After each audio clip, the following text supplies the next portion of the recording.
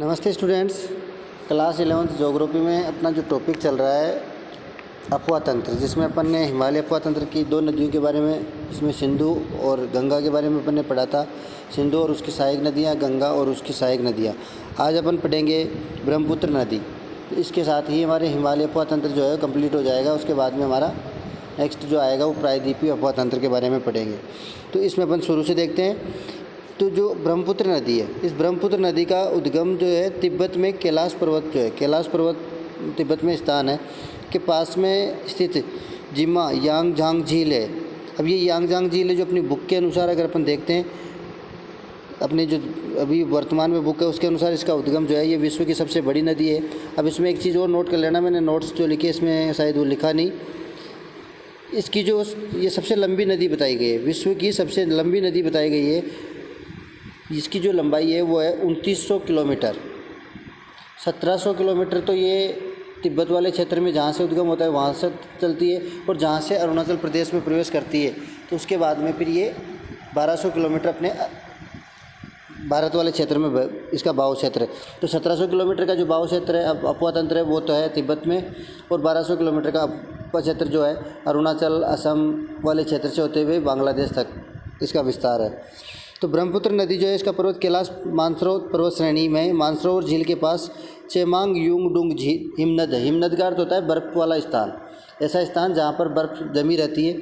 तो चेमांग युंगडुंग हिमनद से इसका उद्गम होता है, और यहाँ से ये नदी पूर्व दिशा में बहना प्रारंभ करती है। हिमालय के सारे यानी 1700 किलोमीटर बक है।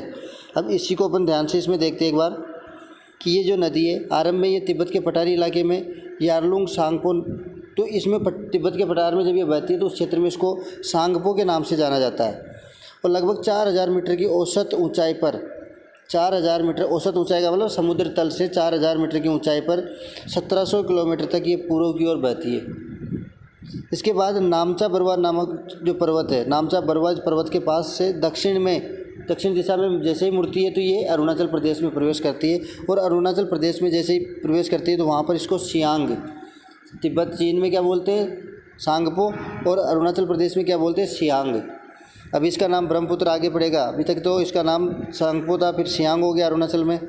और उसके बाद में ऊंचाई जैसे ही ऊंचे जो पर्वत क्षेत्र है उस पर्वतीय क्षेत्रों को छोड़ करके जब मैदानी क्षेत्रों में प्रवेश करती है, ऊंचाई को तेज़ी से छोड़ कर ये मैदानों में प्रवेश करती है, तो जहाँ इसे दिहांग के नाम से जाना जाता है। और असम में ये नदी काफ़ी चौड़ी हो जाती है, अनेक अपर्दन क्रिया ज़्यादा करती है, इसके कारण यहाँ पर इसकी जो चौड़ाई है वो ज़्यादा है। कहीं कहीं तो इसकी चौड़ाई 10 किलोमीटर तक देखने को मिल जाती है, 10 किलोमीटर चौड़ाई में फैली हुई नदी, और कहीं कहीं इसकी चौड़ाई 10 किलोमीटर तो कहीं कम भी है। डिब्रूगढ़ और लखीमपुर ज़िले के बीच नदी 2 शाखाओं में विभाजित हो जाती है। ये इसने नाम दिया डिब्रूगढ़। असम वाला जो क्षेत्र है, असम में इस पर एक द्वीप बना हुआ है। द्वीप का अर्थ है एक जैसे बीच में टीला हो और दोनों तरफ से जल बह रहा हो, तो बीच वाला जो क्षेत्र है, तो यहाँ पर इसने कहा है ना कि ये जो है डिब्रूगढ़ और लखीमपुर ज़िले के बीच नदी 2 शाखाओं में विभक्त हो जाती है, और आगे जाकर वापस एक शाखा में मिल जाती है। तो बीच वाला जो भाग है तो उसको अपन द्वीप बोलते हैं। तो असम में ही ये नदी दोनों शाखाएं मिलकर माजुली द्वीप, मांजुली, इसमें मजुली लिखा हुआ है, माजुली द्वीप का निर्माण ये उस क्षेत्र में करती है, जो दुनिया का सबसे बड़ा नदी द्वीप है। नदी द्वीप सबसे बड़ा, हालांकि विश्व का सबसे बड़ा द्वीप तो ग्रीनलैंड को माना जाता है, लेकिन नदी द्वारा निर्मित जो द्वीप है वो है माजुली द्वीप। असम में नदी को प्राय किस नाम से जानते हैं? ब्रह्मपुत्र के नाम से जानते हैं।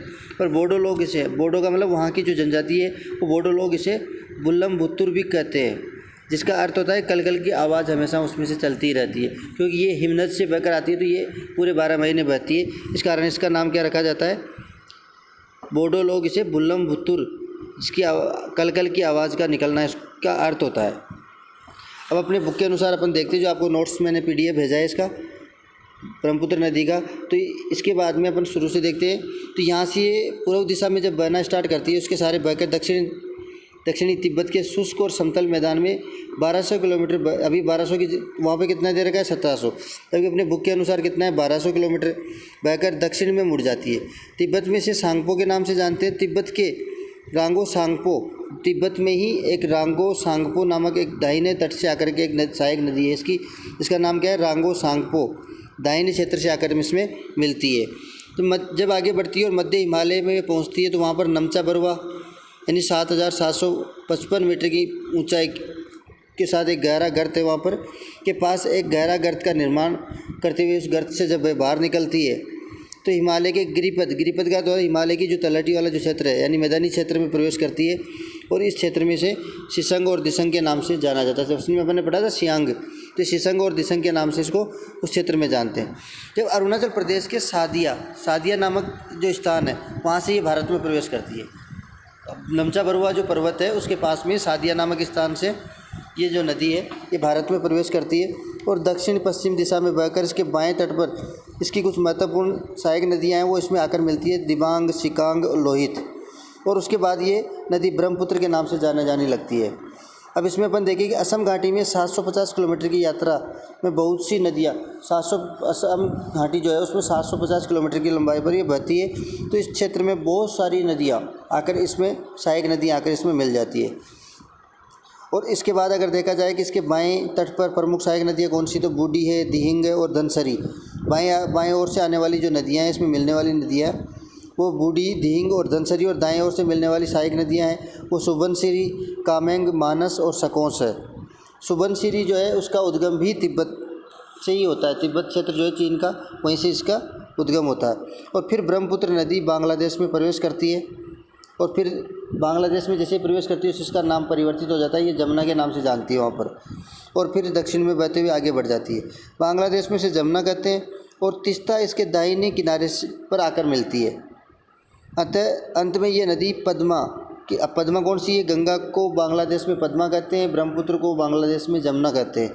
तो पद्मा के साथ मिलकर बंगाल की खाड़ी में जाकर तो गंगा की जो बांग्लादेश में क्या बोलते हैं पद्मा और जमुना दोनों मिलकर के कौन किस डेल्टा का निर्माण करती है, सुंदरवन के डेल्टा का निर्माण करती है, जो अधिकतर उसका जो क्षेत्र है पश्चिम बंगाल और बांग्लादेश वाला जो क्षेत्र है नदी का मुहाना, उस मुहाने पर ये सुंदरवन डेल्टा का निर्माण करती है। ब्रह्मपुत्र नदी ज़्यादा महत्वपूर्ण क्यों है, क्योंकि ये मार्ग परिवर्तन, बाढ़ के कारण अपर्दन के लिए जानी जाती है। इसमें अपर्दन भी ज़्यादा होता है, ये अपने मार्ग परिवर्तन के लिए जानी जाती है और ये इससे कई बार बाढ़ की स्थिति भी उत्पन्न हो जाती है, क्योंकि इसकी सहायक नदियाँ जो है वो जो इसमें जल लाकर छोड़ती है वो बड़ी है, तो बड़ी होने के कारण इसमें जल की मात्रा बढ़ जाती है। और इसके जलग्रहण क्षेत्र में भारी वर्षा के कारण भी कई बार क्या होता है बाढ़ की स्थिति। अभी बाढ़ की स्थिति जो उत्पन्न क्यों होती है, क्योंकि ये पर्वतीय क्षेत्रों से जब बहकर आती है तो इसे अपने साथ अवसादगार होता है कचरा, मिट्टी, कंकड़, पत्थर या अन्य कोई भी जो पानी में घुल मिलकर आगे की ओर बढ़ते हैं, तो ये अवसाद की जो मात्रा है वो बहुत ज़्यादा लेकर आती है, जिसके कारण इसको अपन क्या बोलते हैं, ये बाढ़ की स्थिति उत्पन्न करने वाली नदी, मार्ग परिवर्तन करने वाली नदी, अपर्दन करने वाली नदी, इसलिए इसको कहा जाता है। तो इसके साथ ही हमारे हिमालय अफवाह तंत्र आज कंप्लीट होता है। कल हम स्टार्ट करेंगे प्रायद्वीपीय अफवाह तंत्र। नमस्कार।